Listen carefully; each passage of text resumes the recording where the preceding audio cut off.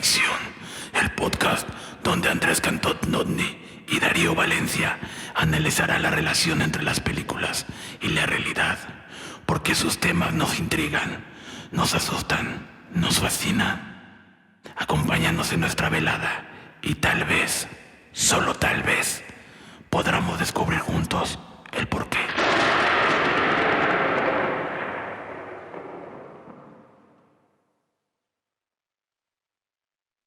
Estamos de vuelta en otro episodio de La Frontera de la Ficción. Mi nombre es Andrés Cantón-Notni. Y el mío es Darío Valencia.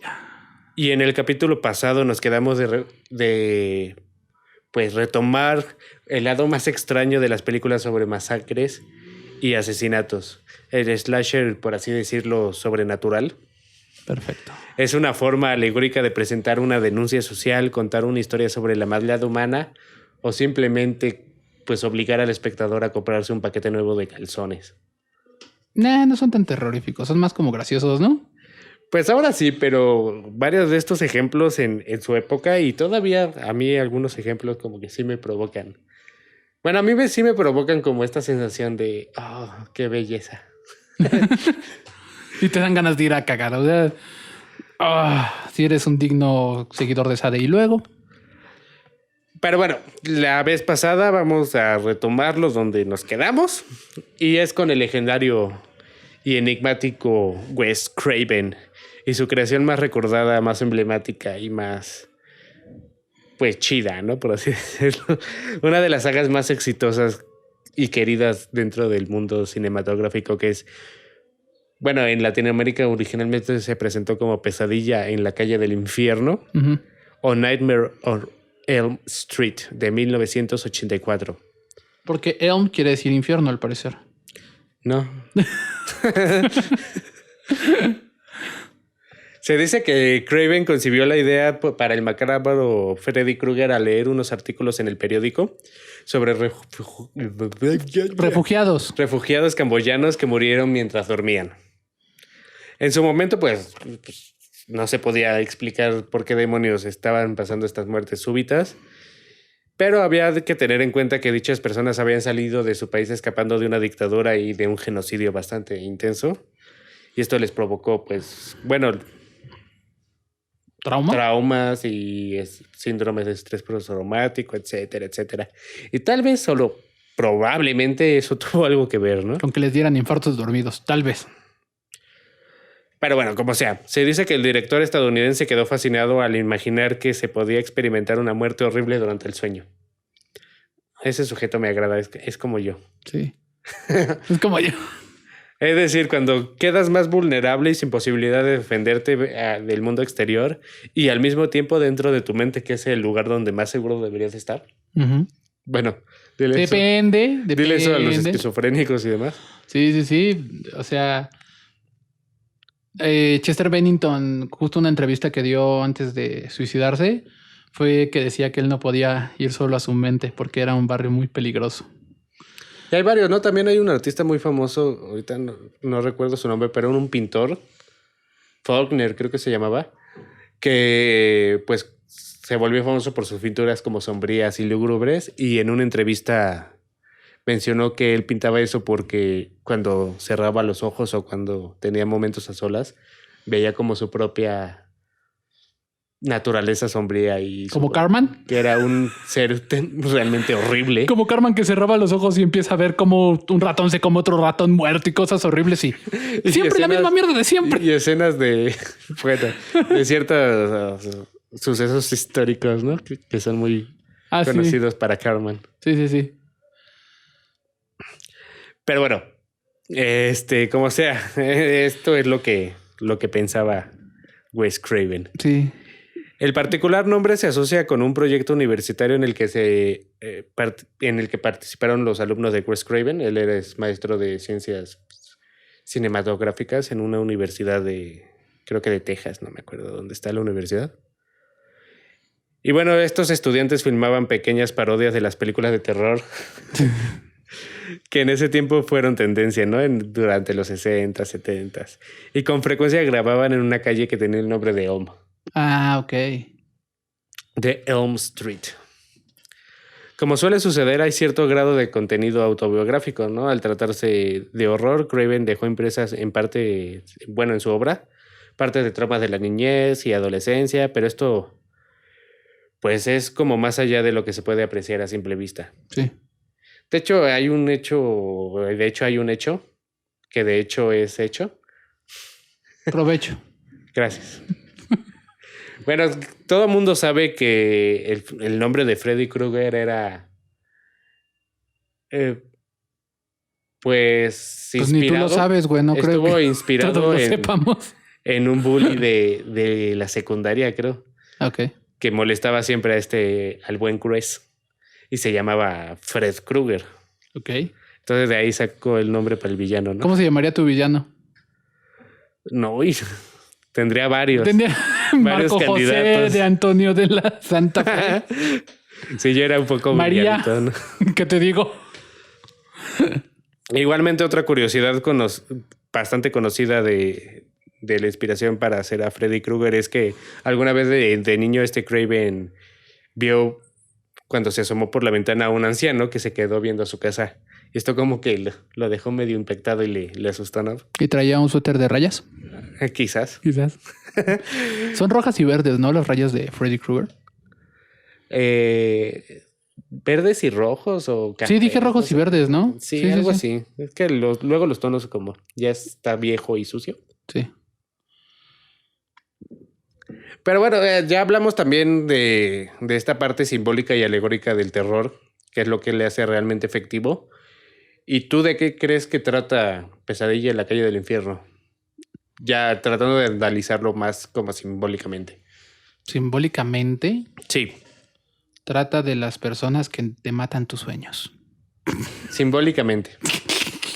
Dije que te matan, no que te matan en tus sueños.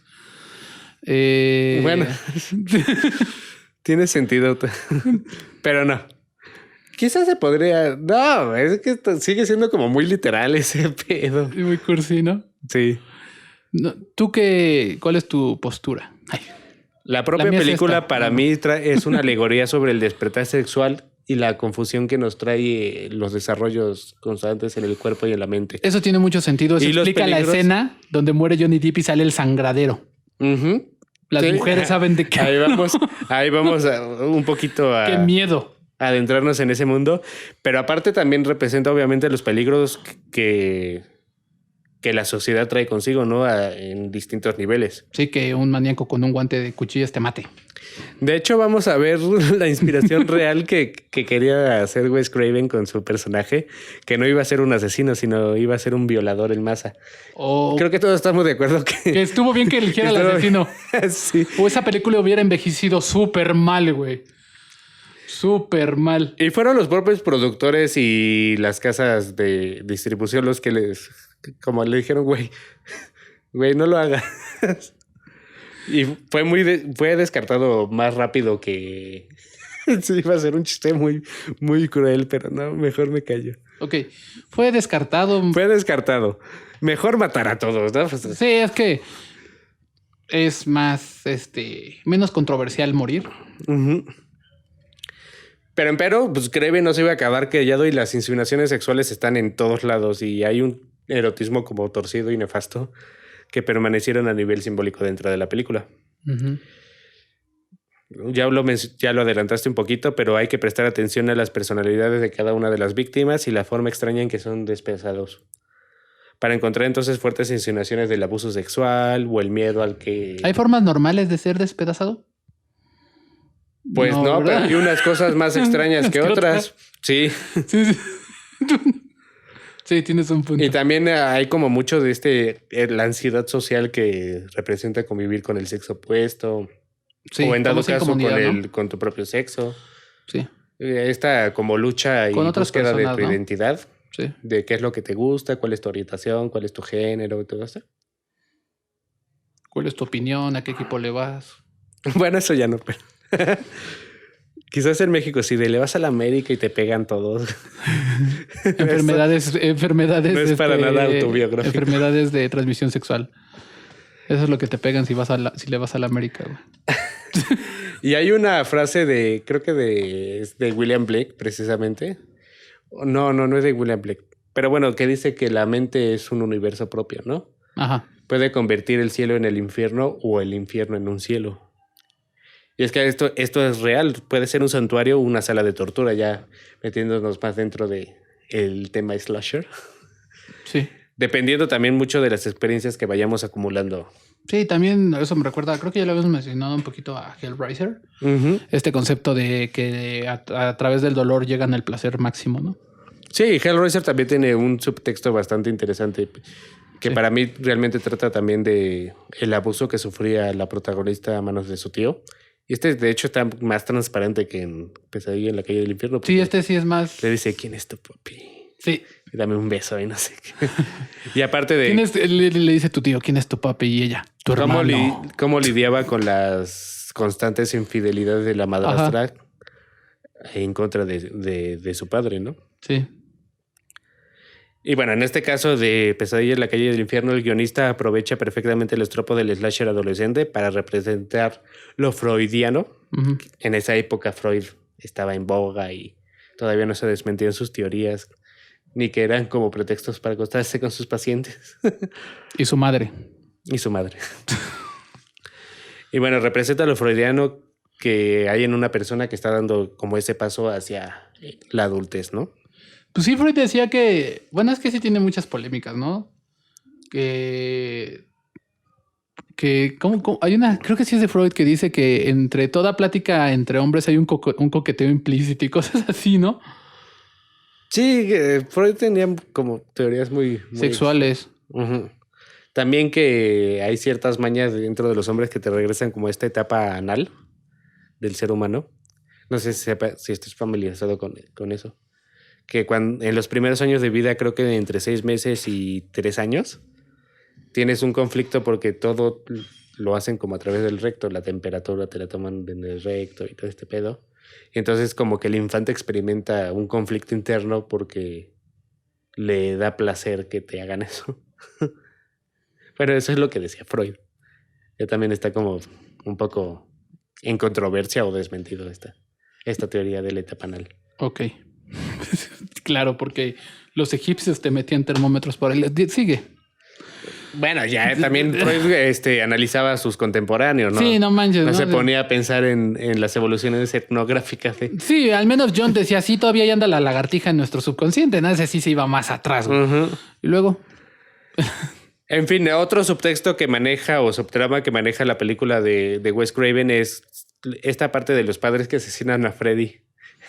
Hay 2 lecturas acerca de esto. En primer lugar, el intento por aislar a los hijos del mundo exterior para mantenerlos a salvo. ¿Que es representado por Freddy Krueger? Más bien es representado por que todos los padres se mudan como los suburbios. Ah, ya te entendí. Sí, ninguno de ellos vive como en como como el Castillo de la Pureza. Algo así. Hay que aislarlos. Para que se cojan entre ellos, no con extraños, güey. No mames, Y en cambio obtienen como un resultado un poco contraproducente, ¿no? Que esto nos da como el mensaje. Como el Castillo de la Pureza. Ajá. Que los tienen encerrados y por eso entre hermanos se dan. O sea. Pero exactamente. También son temas que manejan muchos. O como Luisiana. O sea. El Marqués de Sade, Mazoc y todas estas personas dedicadas al erotismo retorcido. Recordemos que la historia se desarrolla en el suburbio, un oasis donde debería reinar la calma y la paz, pero los realizadores nos dan un cupetazo de piedras filosas en lugar de agua fría, al decirnos que en ningún lugar vas a estar a salvo. No puedes escapar como de la sociedad o de la realidad propia de la naturaleza del ser humano. O sea, somos culeros. Pues sí. Básicamente. Y también hay una verdad incómoda. Es que los padres son los principales autores de nuestros traumas dentro de los primeros años de vida. Sí. Y más, ¿no? Creo que durante toda la vida. ¿Ayer cómo te fue? ¿Eh? ¿Ayer cómo te fue? Sí, la mayoría de los traumas son provocados por familiares, porque pues tiene sentido. No es que sea per se porque son familiares, sino porque son personas con las que convives muchos. Y como tú mismo dijiste, somos culeros. Y son los que aparte... pues están encargados de tu crianza. Sí, y además... todo lo bueno y todo lo malo, porque también hay que destacar que todo lo bueno es gracias a los padres. Claro. Pero también todo lo malo va a ser culpa de ellos. Bueno, no culpa, más bien... Pues... Bueno... Culpa en un sentido no tan... No tan literal. Ajá. Pues no tan atacante. No tan atacante. Ajá. No Más tan bien va a ser ofensivo. provocado por ellos. Ujú. Creo que sería una forma. Sí. Y en la época en la que se lanzó la película, el psicoanálisis te digo que estaba bastante de moda, ¿no? Por eso es todos estos temas de Freud y bla, bla, bla. Ujú. Y lectura de sueños, sí. Y el zodiaco. Y el zodiaco. Y tu carta astral. Y Pero bueno, ya. tu reubicación astronómica y todas esas cosas, ¿no? Tu cuarzo protector y tu arcángel y la chingada. Tu arcángel zodiacal, porque cómo mezclan conceptos. Y luego, Sí, güey. Eso está como súper curioso, ¿no? tu arcángel término- según tu signo del zodiaco. Y yo, güey, no mames. Un término judío cristiano, bueno, Ajá. más cristiano, como en contraposición con Con un, la mitología griega, güey. la cual fue intentaron destruir Ajá. los cristianos. Que de hecho, todo esto de los zodiacos está prácticamente plagiado por los griegos de las constelaciones sumerias, pero ese es otro tema. Pues sí. Y bueno, es lo que te decía hace ratito, que no es que sea su culpa, pero pues sí, Sí son provocadores de... algunos traumas que incluso ellos te provocan, pero no pueden ser como intencionales, es el destete, la fase anal, según el psicoanálisis. Sí, El son los destete, primeros sí. 3 años de vida. Ay, El infante entra en conflicto por el placer y el dolor que conlleva el aprendizaje del control intestinal y la toma de temperatura a través del recto. ya deja de hablar del recto de los bebés. Continúa. Lo estamos abordando de forma responsable. Y objetiva, sí, pero ya cámbiale de tema. Pero otros sí es culpa de un manejo negligente dentro de la educación sexual, aunque no sea como El no te toques ahí. no tanto así, pero pues como que se atacan algunas de las inseguridades pues muy latentes dentro de los jóvenes, ¿no? En general. Sí, ya sé a qué te refieres. Vaya, que caen en la responsabilidad del tutor, así tal cual. Sí. Y condenan al horror de sus hijos representados por un asesino fantasma que aparece en los sueños. Que precisamente los sueños es, según las teorías freudianas, es donde se manifiesta tu inconsciente y tiene más sentido. Es que eso sí tiene sentido. Por ejemplo, en mi experiencia personal, cuando yo tengo tensión y cosas así, sí tengo un tipo muy específico de sueños. Cuando tengo estrés y cosas así. Y esa es una de las pocas teorías freudianas que como que sí se comprobaron o mínimo no ha sido desmentidas, que los sueños sí son representaciones Sí, como intensas de este subconsciente, ¿no? sí, claro. Y es lo que te decía, la ansiedad por las relaciones sociales, ya fuera del tema de los padres, los conflictos que se dan mientras el joven trata de descubrir su sexualidad, es otro mensaje simbólico de gran importancia en la obra. Y precisamente también esto cuando tu mamá o tu papá te dicen, no, que estás gordita o que deberías de hacer tal cosa o no deberías de vestirte así, pues también te van como Te van provocando provocando inseguridades, ¿no? inseguridades y pequeños traumas, ¿no? También. Sí, es que tal vez el problema es que yo siento que a veces obviamente, y entre más joven eres, menos criterio tienes, no sabemos cómo lidiar con la crítica, por ejemplo, en este caso, ¿no? De que estamos hablando de esto en específico. Por lo tanto, tal vez tu papá te lo está diciendo por tu bien, güey, pero tú no lo entiendes y lo sientes agresivo y por eso te puede traumar y te puede afectar. Y pues también es como luego... Y también dice hay papás culeros, ¿no? Pero O como dice la frase popular, nadie nace naciendo como ser padre, ¿no? exactamente, Entonces, nadie sabe cómo pues sí, ser él padre. puede estar muy intencionado, pero al mismo tiempo puede estar provocando sin saberlo Sí, como o un como, daño. como dice la no otra sabe frase, abordar ¿no? los temas. Exactamente. Y te pasa a joder un poquito. Sí. O sea, no es lo mismo que te diga tu papá, ¿sabes qué? Pues por tu salud tienes que empezar a hacer ejercicio. A pinche gordo de mierda. O sea, no es lo mismo, güey. O sea, es lo mismo. O sea, es el mismo tema, pero no es lo mismo como te lo dicen, ¿no? Es como luego Uno me causa decía, trauma, el otro tal vez te haga mejorar, güey. me decía mi papá luego cuando bajaba a comer ya en la madrugada o algo así de, ay, gordito y no sé qué. Pues, o sea, no, yo sé que no lo hacía con mala intención, pero pues no te pases de lanza, jefe. Sí, no, sí, ese tipo de comentarios sí te pueden, en algún momento vulnerable, sí te pueden hacer mucho daño. Ujú. Sobre todo como en la adolescencia, ¿no? Que siento que somos como muy susceptibles. Correcto. Creo que sí es la etapa más vulnerable que uno tiene. Sí, dentro de desde la vida. pubertad a la adolescencia, ¿no? Ujú. Y vamos a cortar ya, porque ya fue mucho Wes Craven y mucho Scream y mucho Pesadilla en la calle del infierno. Y vamos a otra película que para mí es una de las obras maestras, máximos representantes y todo lo que tú quieras del slasher sobrenatural. Me refiero a Candyman de 1992. El año que yo nací. Ándale. Bueno, vamos a hablar también un poquito del reboot o la secuela directa, remake del 2021. Acaba de salir. Ya la fui a ver. Pero bueno, vamos a guardar un poquito este tema. Candyman es una adaptación del cuento corto Lo Prohibido, incluido en el libro de sangre del británico Clive Barker, quien también produjo esta película y que también es famoso por haber escrito la novela en la que se inspiraron para hacer Hellraiser. Otro de los grandes temas, bueno, otra de las grandes obras de las películas de serie B. Sí. Trata sobre el fantasma de un afroamericano que fue brutalmente asesinado en el siglo XIX por cuestiones raciales. Se vuelve una leyenda urbana en las zonas marginales de Nueva York, pues si dices su nombre 5 veces frente a un espejo, el espectro se te aparecerá para desgarrarte desde el cuello hasta la ingle, creo. Paréntesis. ¿Por qué frente al espejo y por qué un número determinado de veces? Porque es Bloody Mary son 3, ¿no? Sí tiene que ver un poquito. Y Candyman son 5. Este formato de las leyendas urbanas.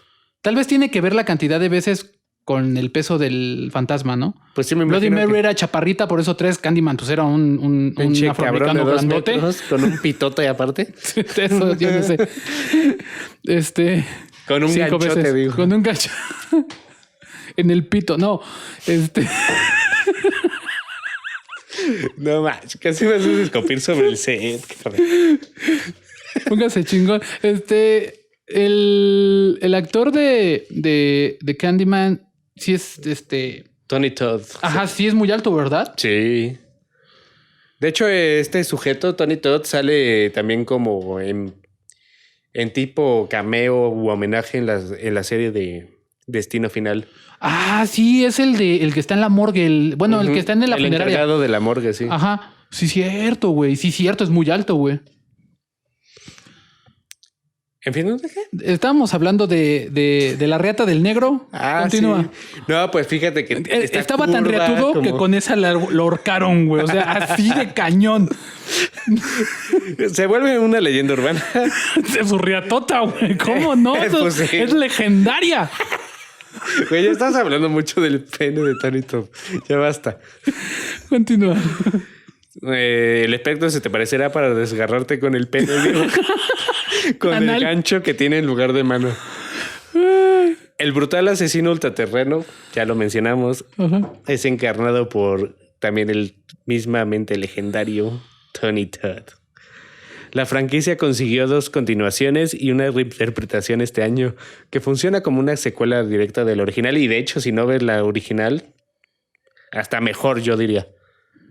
Ok. Para ver esta nueva. Yo vería primero esta nueva Sí. y luego la trilogía original. De hecho, nada más la original. Las otras 2, pues. Y el guión está a ¿Pasa cargo... como con El Exorcista? Ah, Que la que todos ubican es la original.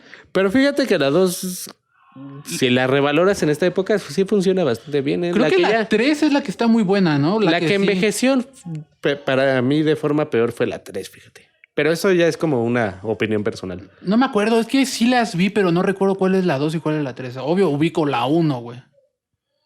Sí, la 1 es obviamente es la legendaria. más legendaria y Que Jesucristo que te sigue fornique funcionando y así. perfectamente. Sí. Pero si hablamos de sus secuelas, que también tiene un chingo.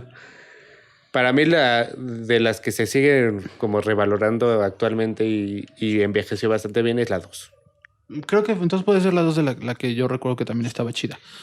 También hay una serie, ¿no? Ajá, y esa, no sé. Es que los primeros capítulos están como buenos. Están bastante chidos y luego ya Y luego se van bien duro a No sé qué consumieron, pero que presten, ¿no? Sí, güey, se van bien duro, bien lejos, güey. Pero sí recuerdo que los primeros capítulos son bastante Con buenos. Ponchito Herrera, de hecho. Sí, sí, Y sí. soy rebelde. ¿Cómo pasó de rebelde a El Exorcista, no? ¿Cómo pasó Diego Luna de ser un niño gordito en una telenovela a ser un piloto badass en Star Wars? Trabajo Pero duro, también, güey, trabajo duro. Si te fijas, el mexicano es el que roba los planos. ¿Casualidad o misterio mensaje. del universo? En fin. Al menos no fue un afroamericano, güey. O sea, ya, güey. Ya mínimo cambiaron el estereotipo, ¿no? Sí, güey. Y el mexicano roba los planos brincando una barda, güey, mojándose, después pasando por un... Ya sigue. Basta. El guión de Comiendo la nueva tacos. versión quedó a cargo de Jordan Peele, fenómeno mundial del terror moderno, por alguna extraña razón. Pero ese es otro tema. Y ya nos tiene acostumbrados que ataca el problema del racismo moderno en una crítica directa, sin simbolismos, sin analogías. Él se va, sabe lo que quiere hacer y Es se tan va. directo como una rodilla en el cuello su forma de atacar el racismo. Ándale. Pero oye, quiero hablar de otra película que aborda la misma problemática. No sé si puedas pensar en una película que también aborda el racismo y si lo hace como más simbólico y... Ah, simbólico. Yo estaba pensando en historia americana que No, de terror y... dijiste otra película de terror. Dame pistas. Trata de un asesino con un gancho en la mano. Así es, estamos hablando de Candyman de 1992. Y esto lo hace sin tratar a su público como si tuvieran serios problemas en sus habilidades cognitivas, como lo hace la nueva versión. No lo sabía, güey. No lo vi venir, güey. Continúa. Quizás el tema es quien aborda, ¿no? Sí, Ahora sí que, valga la expresión, quizás el tema es quien aborda el tema. sí. Porque pues toda la producción de la original pues está a cargo de hombres caucásicos. En cambio, pues sí... De la original. Ajá. Ok. Y este remake pues ya está a cargo de alguien que sí no solamente asume la responsabilidad, ¿no? Si tiene todo el derecho de, pues, de levantar la voz y meter como ahí una carta de denuncias porque pues es el racismo, aunque Es una víctima uno directa, pensaría ¿no? que quedó en el siglo XIX, pues eso es como una problemática muy actual. Güey, a mí me pasó, güey, y me brincó muy duro. Yo ubicaba el racismo que fue muy fuerte en los 50, 60 en Estados Unidos, que fue cuando se dio como la integración. Pero apenas que pasaron no tiene tanto que empezaron a pasar lo de la brutalidad policíaca y que salieron a las calles a manifestarse y todo ese rollo, fue así como de chale. Todavía hay racismo. Ya no es tan evidente, pero al parecer sigue existiendo muy fuerte en Estados Unidos, güey. Pues yo no diría que sí, ya no es tan evidente, ¿no? Como que hay unos sí que son bien descarados. Bueno, o más bien ya no se habla de él, güey. No sé cómo decirlo, güey. Pues es lo que hemos hablado en varios capítulos, ¿no? Que se quiere negar el problema. Exacto. Y porque no debería de ser así, ya la gente piensa que ya no va a ser así, pero... Y es que también un error que cometemos, por ejemplo, a mí me pasa en mi país, pero yo creo que un error que cometemos es que juzgamos al país con base en las grandes ciudades. O sea, dices, no, es que Nueva York, súper cosmopolita y lo que quieras, sí, pero en un lugar bien lejano del espacio enorme que existe entre las costas en Estados Unidos, siguen siendo bien retrógradas. Es como aquí en México. En México, con base en nuestra ciudad, güey, podemos decir, no, pues no estamos tan lejos del primer mundo dependiendo de qué colonia estés, güey. Pero te vas más a las orillas y dices, no, sí somos tercer mundo, güey. Vamos a pedir esa lechuza que ha de ser una bruja. Sí, exacto. O sea, estás en la Roma y está los tacos veganos y así. El cafecito bistro ahí. Sí, y te sales a provincia y ahí está la Llorona, güey. O sea, cosas bien acá, güey. O sea, Pero fíjate no que en quise México sí no quise está decir más nada mezclado, feo. Porque también yo he visto, pues dentro de la ciudad también muchas actitudes así y en cambio... Pero es gente que viene de fuera a chambear. chambear acá, güey. Pero ese es otro tema. Pero no quiero que se malinterprete tampoco lo que estoy diciendo porque la intención de Jordan y el mensaje en sí como que no es ningún problema. De hecho, qué chingón que alguien esté abordando esos temas, ¿no? Sí. Pero su forma de tratarlo... Sí, es muy zorrajante, ¿no? Sí, un es poco. muy zorrájate en la cara. Porque ya lo mencioné el capítulo pasado, el terror funciona de forma alegórica. La demanda, la propuesta, la reflexión, el camino para llegar a la catarsis o lo que tú quieras darle el sentido a tu película, debe apelar a los sentidos primarios y al inconsciente. Con razón te gusta tanto Lovecraft. Y luego... Ajá. Sí, pues sí. Es que crea un terror efectivo precisamente porque apela a este cerebro de lagartija, como algunos le dicen. Y la obra necesita hablar por sí misma. Si tú la explicas y si tú con varias lecturas, no sé, como que vas guiando Sí. el texto y le quitas como las interpretaciones libres y demás. Es que es como ver una película así de literal, es como verla con comentarios del director, ¿no? Todo el tiempo. Correcto. Entonces, pues ahí te queda preguntar de ¿qué es arte? ¿Y esto se puede considerar como una obra de arte? Oye, ¿habrá pornografía con comentarios del director? Nunca me he puesto a pensar en algo así. Yo tampoco, ahorita me llegó esa idea así como de... Y en esta escena se hizo un cagadero. Literal, ¿no? Literal. Porque es fetichista el pedo. Y aquí esta persona, este actor es un campeón porque le dio un calambre y no dejó de hacer la escena. Eso sí es Y compromiso. el camarógrafo recibió toda la carga y Y es un aún así profesional. no se movió ni un centímetro. No hablar de... Bueno, ya. Ya, continúa. Del instrumento. Pero bueno, ya. Ajá. Y no es que el film de los 90s trata de ocultar su intención, pues realmente sí es como transparente que el tema que están tratando es el racismo. Sí. O sea, dicen que... O sea, la premisa es que mataron a un hombre afroamericano por tener relaciones con una mujer blanca, ¿no? Correcto. Que se enamoraron, se escaparon y los blancos como que no les pareció. Sí. Y Que pues es fueron la trama inversa de Amarte Duele. algo. Pues sí. Ahora Renata es Candy Woman. Candy Woman. Some Sería sweet como Candy for the Girl sweet. porque se entiende que era menor de edad. Ajá. Y traía un gancho de tejer. Ay, eso ya fue medio estereotipado. Pues, estamos diciendo que te lo zorrajan en la cara, ¿no? Y luego, Es decir, desde el principio se nos presenta la historia de Candyman como un afrodescendiente con un especial talento para la pintura, que comete el error de enamorarse de una chica el caucásica. pecado, güey. Pecado. Y este pecado provoca que el padre, que tenía unas ideas muy... Pendejas. No, pues muy del siglo XIX. Pendejas del siglo XIX. Y luego... Lo manda a asesinar brutalmente. Y un montón de rednecks que en ese tiempo no se llamaban rednecks, pero que hacían lo mismo que los rednecks. Lo golpean, le arrancan la mano, le ponen un gancho, le embarran de miel para que un enjambre de abejas lo pique hasta la ¿Para qué muerte. le ponen el gancho si lo iban a matar? Eso es algo que nunca me he explicado de esta. ¡Ponte un gancho! Se ve que estaban improvisando. Nada más dejaron salir su odio. Córtale el brazo. Ah, sí, llora. Sí, fíjate que Ponle eso un del gancho gancho. también yo me quedaba de... ¿Pero por qué chingados le pusieron un gancho? No fue como que fuera a vivir, ¿no? Así como de... Tú enganchaste a mi hija, ahora por eso tú siempre tendrás un gancho. No sé. Pues güey. esta es una explicación, bueno, más bien una invitación para que lean Lo Prohibido de Clive Barker, Ujú. a ver si arroja un poco de luz acerca de este tema del gancho. Sí. Y bueno, aparte de que lo embarran de miel para que las abejas lo piquen, no conforme con eso, cuando ya está moribundo el sujeto, lo amarran y lo queman. Eso tiene más sentido que el puto gancho. Sí. Más allá del trasfondo del protagonista, la leyenda urbana es popular solo en un barrio negro. Lo caramelizaron. Pues...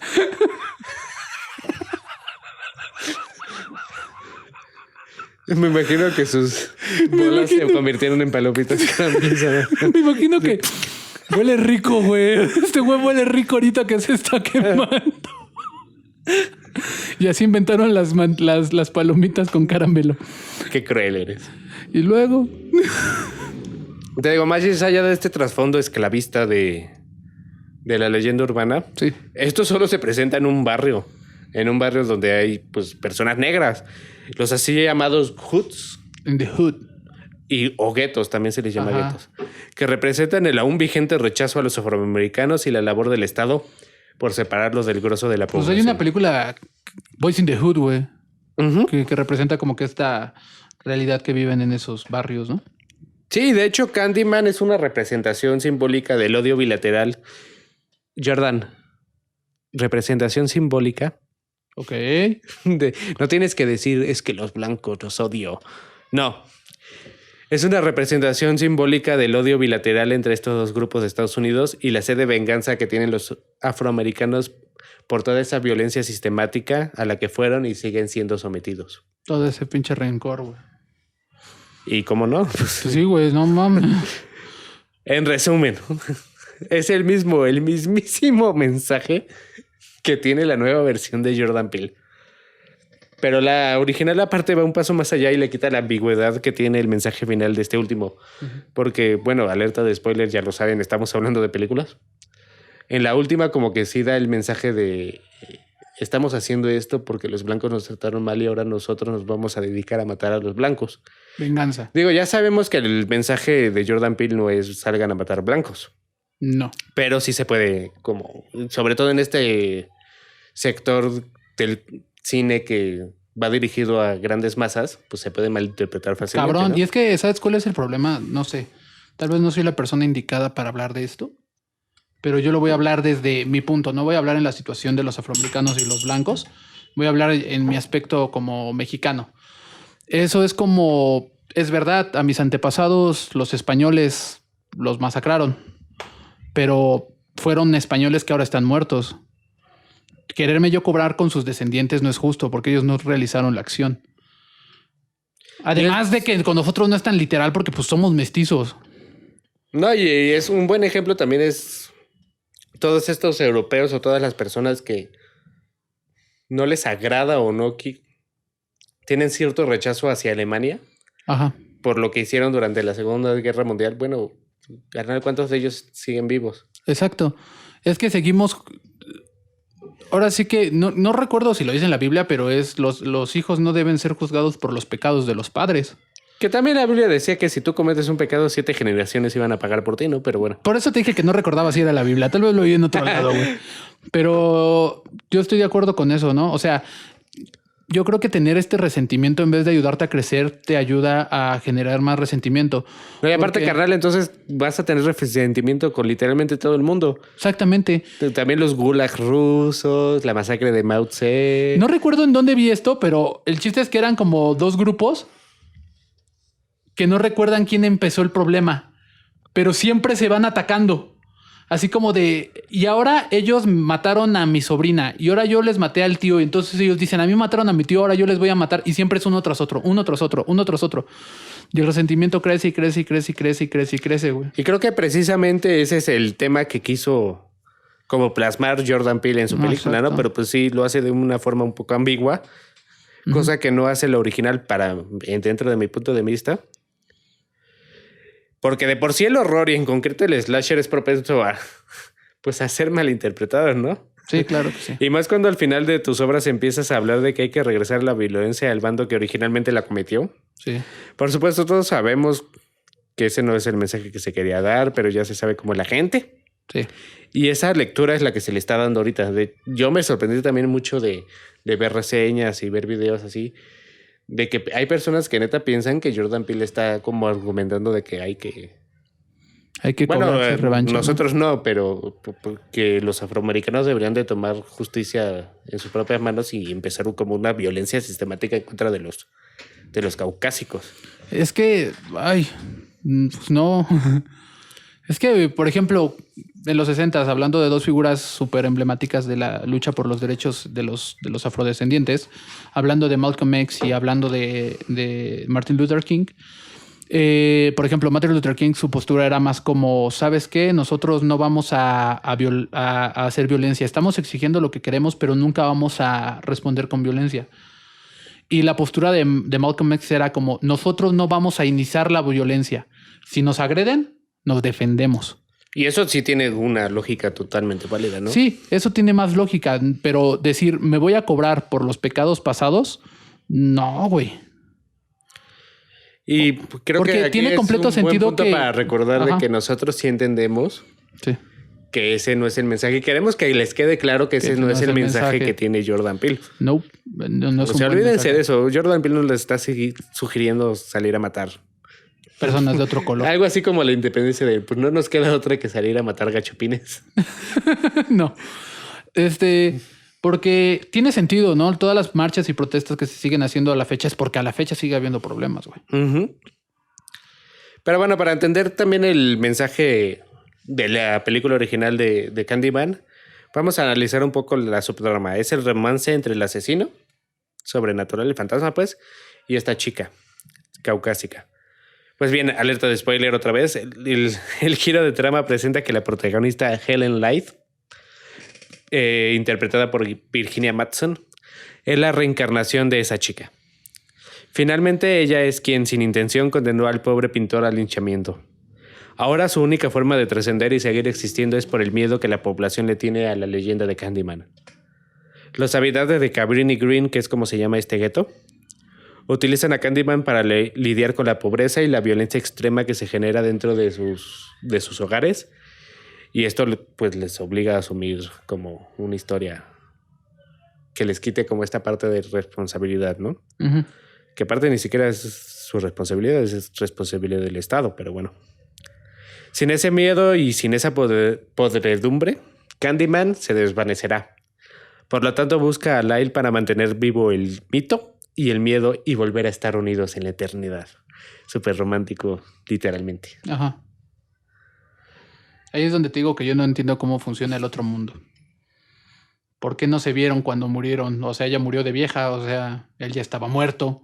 Tal vez se hubieran visto allá. Pero creo Tal que vez no quedaron en dónde se iban a ver. La chava dijo, pues no lo encontré, voy a volver a nacer a ver qué sucede. Es que el alma de Candyman quedó atrapado en este mundo como entre planos y Y ella sí pasó y la novia sí regresó. pasó por no tener esa muerte tan violenta. Y entonces reencarnó dentro de Helen. Y ahí es cuando lo empiezan a buscar. Porque aparte el problema de Helen es que empieza a hacer una investigación como objetiva y a darle esta explicación como más terrena de que realmente se están refugiando en un mito urbano para pues decir nosotros no somos violentos. Es Candyman el que está ejerciendo toda esta violencia. Sí, claro. Y la gente podría dejar de tenerle miedo a Candyman y por eso regresa. Sí. Precisamente volver a Helen su víctima, que es una de las frases más famosas de la película de Be my victim. Be my victim. Bueno, con una voz muy profunda de... Be my victim. No te sale. Vuelve a reanimar el conflicto racial al presentarla a ella como la autora de actos horrendos en contra de los afroamericanos, pero la reivindicación se da cuando ella saca al bebé de la hoguera, un bebé que es el hijo de una de las habitantes de Cabrini Green. Y termina con el temor hacia Candyman, comenzando una nueva leyenda urbana, que es Helen. La salvaniños de la hoguera. Pues no es la salvaniños de la hoguera, pero se venga de su marido infiel y demás. Y porque aparte, según la trama de Candyman, como nadie ve a Candyman nunca cometer los asesinatos, entonces le echan la culpa a Helen. Entonces ella es la nueva asesina serial en contra de los afroamericanos. Sí. Entonces ahí como que la imagen también es un poco ambigua, pero sí te da de que toda esa violencia sistemática y toda la pobreza y la podredumbre realmente no es culpa de los afroamericanos, es culpa de un estado que es principalmente eurocentrista. Sí, claro. Y precisamente esta es una de las lecturas que se desprenden dentro de la película, pero pues quedan también muy al criterio del espectador, ¿no? Que es precisamente lo que debe de hacer el horror y el arte en general, como dejarle estas reflexiones y estas como debates y lecturas al espectador y no decirte esto es lo que tienes que pensar de mi película y esto es lo que tienes que hacer con mi película. No, y es que si te pones a pensar, tienes varias cosas que tú puedes entender y sacar de la película si no es tan directo el mensaje, ¿no? Por ejemplo, esta parte, como dices, del barrio pobre, pues que no es... A mí hay una frase que me purga un poquito, que es la de eres pobre porque quieres. Me purga un poquito en el aspecto de... Es verdad, todos tenemos oportunidades y la chingada, pero no es lo mismo las oportunidades que tiene el hijo de Carlos Slim a las oportunidades que tiene un carnal que nació en Iztapalapa, güey. Eso es completamente cierto. A uno le va a costar más trabajo que al otro. Entonces decir eres pobre porque quieres es un poquito tramposo, güey. Uh-huh. Entonces, obviamente sí hay un punto de responsabilidad, pero la responsabilidad no es solo de una parte. Muchas partes tienen la responsabilidad respecto a la situación. Por ejemplo, si es verdad, si tú eres pobre porque no trabajas, pero si trabajas y tienes una educación, es más fácil que puedas salir de la pobreza. En cambio, si no tuviste una educación por la situación que vivieron tus padres, que te afecta directamente, va a ser más difícil. Y el otro lado de la moneda, ¿no? Si eres un artista, por ejemplo, normal, de medios limitados y todo eso, no es bastante complicado que sobre todo en un país como México pueda sobresalir. En cambio, si tú eres el hijo de Elena Poniatowska o el hijo de... eso estuvo muy personal. Ajá. No, es para dar un ejemplo. Sí. El hijo de Octavio Paz o de quien sea, güey. Sí. Pues ya tienes... Desde que naces ya tienes las conexiones, ya tienes el dinero, ya tienes todo para poder sobresalir. Hay algo, una cosa que dijo Ricardo Montaner en una entrevista que vi que me gustó mucho. Él dice, yo tengo la suerte, o puedes agradecérselo a Dios o a quien quieras, pero él dice, yo tengo la suerte de estar donde estoy y ser quien soy, Porque hay muchísima gente que posiblemente es mucho más talentosa que yo, que nunca pudo lograr esto. Sí, aparte no es un ataque a los que han sobresalido así, ¿no? Porque No. si tú tienes la oportunidad debes de Sí, aprovecharla. todos los que tengan la oportunidad la deben de aprovechar.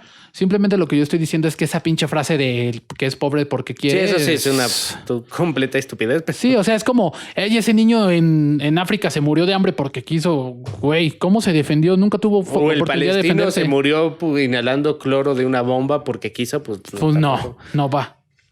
En fin.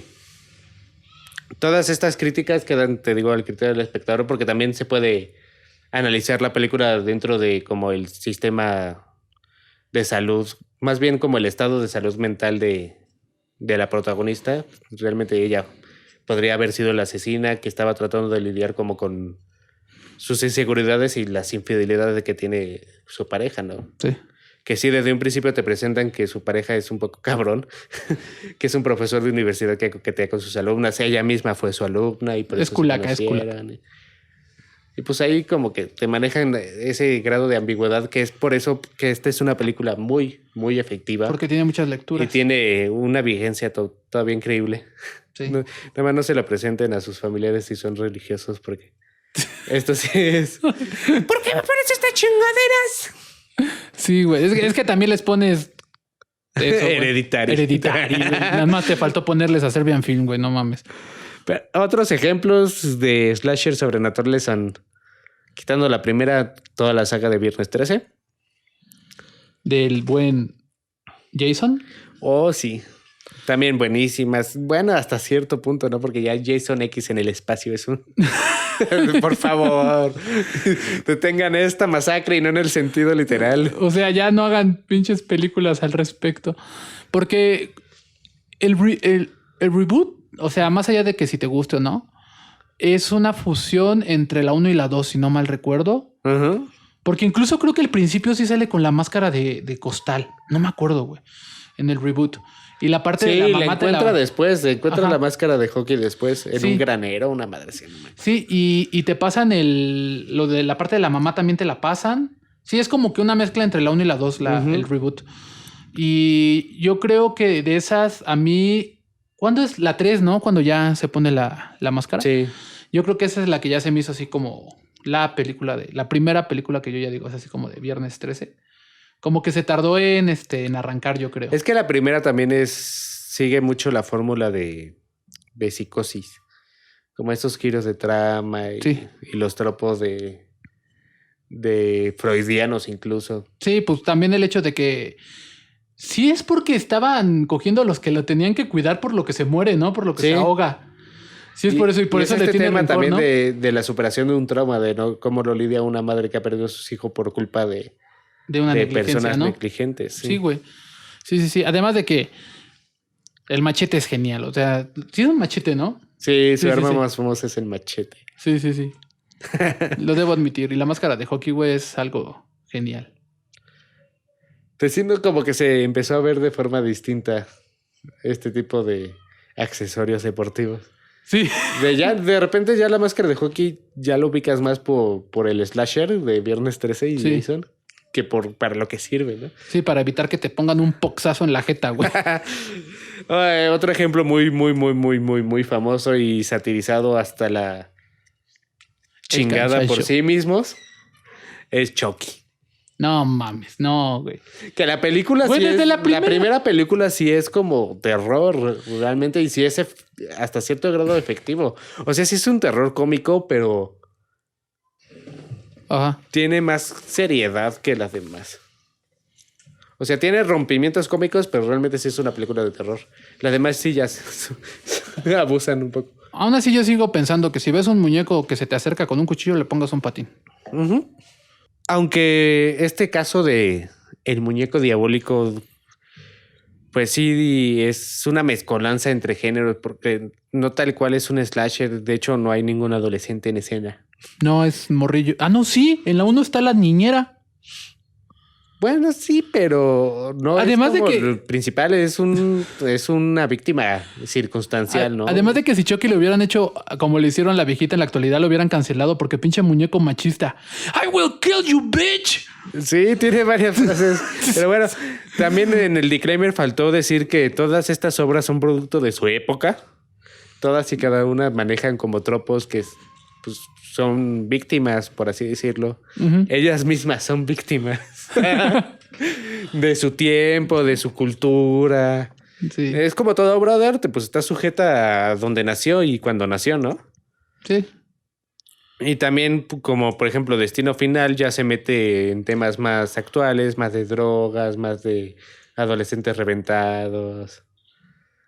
Pendejadas, ¿no? Igual. Es que eso siempre ha sido, porque en los 50 como las películas de Rebeldes sin Causa y esas, Ajá. también era como de esa juventud rebelde.